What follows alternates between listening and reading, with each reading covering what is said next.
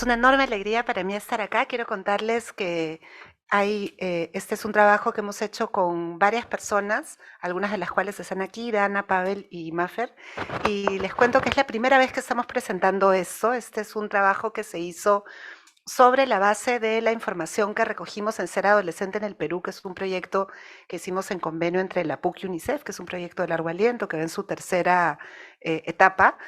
Pero sobre la base de esa información nos vimos en la necesidad de intervenir en temas urgentes que requerían transformaciones urgentes. Y gracias a dos fondos que obtuvimos de la DARS, uno de concursable de docentes y el otro de investigación, es que hicimos esta intervención en pequeña escala, la cual medimos y evaluamos a fin de proveer una estrategia que creemos que puede funcionar para trabajar el proyecto de vida. Entonces, estamos compartiendo los resultados de esta intervención con ustedes por primera vez. Nosotros encontramos en Ser Adolescente en el Perú que uno de los temas más claros, visibles y preocupantes para las y los adolescentes de Lima, Cusco y San Martín con quienes trabajamos era todo el proceso de transición postsecundaria. La literatura ya venía reportando, como estudios tales como Niños del Milenio, que si bien la mayoría de adolescentes lo que quería era ser profesional, no lograba acceder a la educación superior más que un porcentaje muy reducido. Hay barreras económicas, sin duda, pero también identificábamos preocupaciones en términos de no reconocer otras barreras que pudieran existir y de reconocer como único recurso con el cual contar, como único apoyo, su capacidad para creer en ellos y ellas mismos y el aliento de la familia. Entonces, en ese escenario identificábamos que habían tres elementos que era importante trabajar, que fue en los cuales se centró nuestra intervención. Primero, proyectos de vida que no eran integrales, que estaban solamente enfocados en lo ocupacional. Eran proyectos de vida ocupacionales con una automatización de respuesta por ir a la universidad. Les pongo un caso, por ejemplo, una adolescente que quería ser antropóloga forense a partir del modelado que obtuvo de una serie llamada Bones, que no tenía mayor elaboración respecto a por qué esa carrera, pero tenía un compromiso muy firme, no revisado, de asistir a la universidad para hacerlo. Pero a poco tiempo de salir de la escuela, pese a haber estado planificando postular a beca 16 e ir a San Marcos, no sabía ni dónde quedaba San Marcos ni cómo postular a beca 16. Sin embargo, sostenía su proyecto firme en esa convicción. Cuando decimos automatizado, nos referimos a no revisado, porque no hay el espacio, los recursos, el soporte para poder revisarlo. Identificamos también poca identificación de barreras y poco apoyo por parte de la familia, el aliento de la escuela, en donde la escuela les decía, tú quieres ir a la universidad, muy bien, entonces tú ya no eres un problema, check. Lo interpretaban como un gran apoyo, pero no recibían otro apoyo por parte de su institución educativa. Lo mismo de parte de la familia.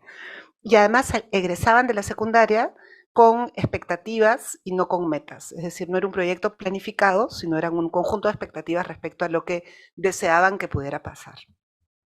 En ese contexto desarrollamos la intervención acompañando proyectos de vida adolescente en la pospandemia, el cual piloteamos en una institución educativa pública de Lurín, en Lima, que tuvo como objetivo el poder acompañarles a construir un plan de corto plazo en torno al proyecto de vida, que se sostenga en sus intereses, capacidades, que identifique apoyos y barreras y que pueda ser un conjunto de proyectos, es decir, planificados y no solamente a nivel de expectativas. Entonces, planteamos dos objetivos específicos que puedan identificar intereses, habilidades que conduzcan a la formulación de ese proyecto y que puedan además sostener esa elección, digamos, identificando barreras y apoyos y planificándolo en el tiempo. Para ello lo que hicimos fue, bueno, trabajamos durante 4 meses, hicimos primero un diagnóstico situacional, el diseño de la intervención. En este proceso colaboraron con nosotros una escuela alternativa, el de José Antonio Encinas, que tiene un trabajo muy potente en proyecto de vida. Nos reunimos con la psicopedagoga y con la docente a cargo, intentando modelar parte de la intervención a partir de lo que se ejecuta en esa escuela. Diseñamos la intervención en 7 sesiones y la evaluamos. Esta es una escuela pública de gestión directa ubicada en un distrito popular cerca de Lima. Trabajamos con 2 secciones, una identificada como de alto rendimiento y otra de bajo rendimiento, con estudiantes de quinto de secundaria. en la segunda mitad del año, o sea, cuando ya el proyecto de vida era inminente para ellos y ellas, ¿no? Primero recogimos información de la directora, subdirectora y de los tutores un poco para ver cómo se trabajaba el tema y cómo se aplicaba todo eso que habíamos leído en los manuales del Estado. En segundo término, hicimos un grupo focal con estudiantes y administramos un cuestionario. El grupo focal apuntaba a establecer estos ejes que les he comentado, que habíamos encontrado en Ser Adolescente en el Perú, y el cuestionario buscaba evaluar claridad vocacional. Ya intuíamos que no iba el tema por claridad vocacional, sino más bien por un aterrizaje de la opción vocacional. Y evaluamos además la identificación de barreras, apoyos. Post-intervención, que ahorita les voy a contar qué cosa fue, hicimos entrevistas, hicimos una encuesta de satisfacción con la intervención y además recogimos los productos finales de los participantes, que fue una infografía y un video de TikTok, como para TikTok, no hicimos que lo suban a TikTok, recogimos ese material también para ver cómo se aplicaban los logros ahí. Lo estoy pasando rápido porque el tiempo, como ha dicho Augusto, es cruel, pero puedo detenerme en lo que quieran más adelante.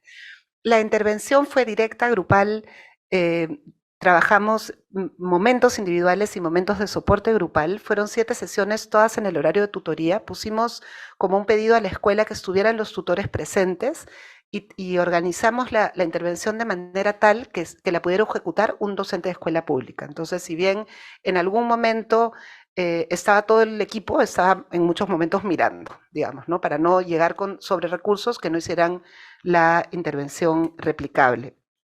En general hubo una moderación liderada por una persona y apoyada por otra persona con actividades participativas, individuales y grupales que apuntaran a aquello que habíamos identificado como problemático. Esta es una foto de la escuela y de algunos de sus trabajitos. Y esto es, digamos, el corazón de lo que hemos hecho. Partimos en primera instancia de reconocer, digamos, sobre todo en la primera sesión, todo lo que son características personales, integrales de su autoconcepto. Identificamos en la medición previa que efectivamente, tal como hemos encontrado en Ser Adolescente en el Perú, solo había una concepción del proyecto de vida en términos ocupacionales. Entonces trabajamos primero en identificar recursos, habilidades, capacidades. Luego trabajamos todo lo que era proyección hacia el futuro, yo en el futuro, la elaboración de un plan, indicando los criterios de un plan que distinga expectativa de una acción planificada y alcanzable en el tiempo. Luego trabajamos, este tema fue el más difícil de lograr, digamos, transformar, incluso en los resultados es el que más compite con una cultura que entiende el proyecto de vida como ocupación. Entonces, nos detuvimos más tiempo del inicialmente planeado, trabajamos con una técnica, el Ikigai, mi razón de ser, donde se esperaba que identifiquen la integralidad del proyecto de vida, distintas dimensiones del proyecto de vida. Luego pasamos más bien a trabajar ya lo que es propiamente el construir un proyecto de vida. Simulamos que una adolescente les mandaba una carta, Camila, una adolescente que no sabía qué hacer, que no identificaba barreras, que no identificaba todas las problemáticas que hemos reconocido en Ser Adolescente en el Perú, les mandaba una carta y en equipos, simulando una competencia, ellos le daban recomendaciones y aplicaban los conceptos aprendidos, autoconcepto, intereses, habilidades, en un caso cercano a ellos y ellas. En un segundo momento, digamos, a partir de la carta de Camila, ellos le sugerían a Camila cómo poder transformar esas expectativas en un proyecto de vida integral, en un proyecto planificado, identificando barreras y apoyos. Esta parte yo diría que fue muy interesante porque, como habíamos encontrado en Ser Adolescente, estaba instalada la idea, muy hija además del neoliberalismo, muy hija de esta idea de que uno puede solo, con solamente querer hacerlo, que esta parte era la más difícil de entender, la idea de tener que negociar apoyos, ¿no? Que más allá del contexto que tengamos, podemos identificar apoyos en cualquier contexto, ¿no? Y luego las 2 últimas sesiones nos sentamos en su proyecto de vida, en transformar eso que habían aplicado al caso de Camila a su propio caso, pimponeando con ellos para que transformen esa idea que tenían en un plan. Cuando les digo pimponeando a un nivel bien, nos referimos a un nivel bien concreto, ¿no? Dado este escenario de apoyos y barreras que has identificado, ¿con quién negocias? Tú quieres ir a este lugar a estudiar X cosa, ¿cuánto te cuesta el pasaje? Averíguate para que eso también esté en la ecuación. Es decir, tratar de materializar y volverlo un un proyecto concreto y alcanzable, ¿no? ¿Qué es lo que encontramos? Encontramos que persiste un entendimiento de un proyecto de vida que no es, digamos, integral y que no es planificado. La parte de la planificación fue lo que mejor logramos alcanzar, la parte de la integralidad compite con una concepción muy arraigada del proyecto de vida como lo ocupacional. Tratamos, digamos, logramos ampliar de alguna forma el que hay otras dimensiones, pero al momento de proyectarlos se centraron principalmente en lo ocupacional. Sin embargo, sí hubo una valoración y un reconocimiento post-intervención de la importancia de ver otras dimensiones y un reconocimiento de la necesidad de planificar, cosa que no aparecía en su discurso. Lo que había era básicamente la idea de que egresar de la secundaria queriendo con todas tus fuerzas y todo tu corazón lograr algo iba a hacer que suceda, ¿no? Y cuando devolvíamos la pregunta, volvían sobre su capacidad de creer en ellos y ellas. Aparecía ahora, en cambio, la identificación de la necesidad de trazar un plan, trazar una serie de metas, y que parte de ese proceso es ver quién te ayuda y quién podría ayudarte y no te está ayudando y qué barreras tienes.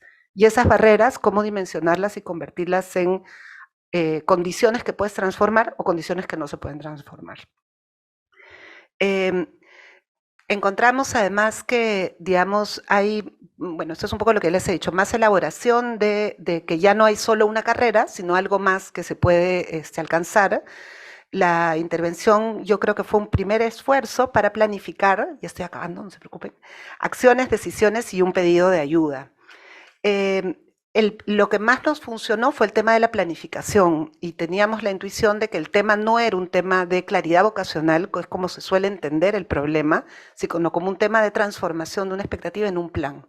Se pasó de expectativas sobre el futuro abiertas a contar con un plan específico, saber en dónde buscar información, más allá de Internet, incorporar la identificación de habilidades a esa proyección y reconocer la importancia de anticipar varios escenarios y poder saber qué hacer en esos varios escenarios. También trabajamos la noción de apoyo, tratando de ampliar la idea de que había algo más que la familia y la escuela podían ser, además de ser un apoyo emocional. Y en ese contexto empezaron a aparecer otros referentes que no habían aparecido antes al hablar del proyecto de vida. Personas a las cuales podían pedir apoyo, familiares que resultaban un modelo, y esta noción del esfuerzo no desapareció, pero se pensó en algo más aparte del esfuerzo. En términos de barreras, digamos, pudieron identificarse ciertas barreras más allá de los factores económicos, que son sin duda una barrera, o en todo caso ver otras rutas que compensen esa presencia importante del factor económico, y empezaron también a aparecer otras barreras que no tenían en mente, que es importante que tengan en mente, digamos, al momento de planificar, y apareció la idea de negociación con la familia. Una cosa que encontramos en Ser Adolescente en el Perú es una lógica de endeudamiento muy grande con la familia. Esta idea de tener que pagar la deuda por haber podido terminar la secundaria. Y en ese sentido no se le pide nada a la familia de origen, casi que solo se le agradece por el poder terminar la secundaria. Entonces apareció la idea de sentirte con derecho a poder pedir apoyo, ¿no? Entonces, ¿qué es lo que hemos encontrado? Que principalmente no creemos que el reto del proyecto de vida está en la planificación antes que en la claridad, o en todo caso se aclara el panorama de la vocación a partir de verlo como algo planificado y no como una expectativa, ¿no? Es importante trabajar mucho en la gestión de barreras y apoyos y seguir ampliando la visión integral del proyecto de vida. No alcanza quinto de secundaria y no alcanza una intervención en la segunda mitad para ello. Esto es algo que tiene que instalarse desde los primeros años de la secundaria. En ese sentido, ver nuestra devolución. Y creemos que la mirada 360 la intentamos hacer, pero como siempre al intervenir en escuela pública, digamos, los tutores estuvieron y no presentes, entonces ahora estamos viendo otras maneras de devolverla a la institución para que se pueda implementar en la currícula. El tiempo estuvo bien, digamos, para esta intervención. Con los recursos que teníamos en muy poco tiempo logramos ciertos resultados, evidentemente con un tiempo más largo creemos que podría ser más valioso. Y a eso apuntamos ahorita, al devolver a la escuela, de modo que se piense en qué hacer a nivel curricular en un año escolar. Entonces, eso es lo que tengo para contarles. Muchas gracias por su atención.